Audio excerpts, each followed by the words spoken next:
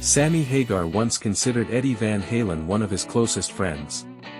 But their friendship nearly collapsed during one of the darkest periods in Van Halen history.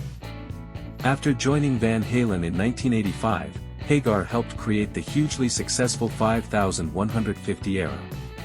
What began as a powerful musical partnership eventually turned bitter, and by 1996, Hagar was out of the band.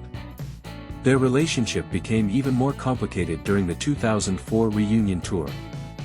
Eddie was battling serious alcohol and addiction problems, while tensions within the band continued to grow.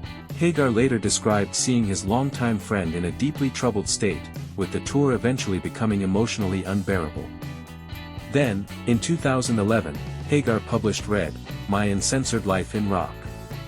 The book exposed Eddie's struggles in shocking detail, and the rock world reacted.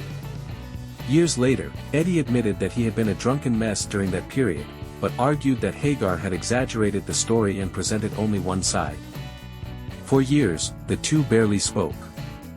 Then, in early 2020, everything changed.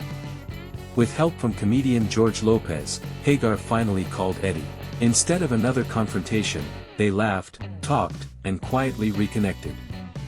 When Eddie died later that year, Hagar began looking back at Red differently. He stood by the truth of what he experienced, but deeply regretted revealing his friend's most vulnerable moments to the world. In the end, they never settled every argument. They didn't need to. Two former friends who had spent years apart found their way back to each other, and sometimes, restoring a friendship matters more than proving who was right.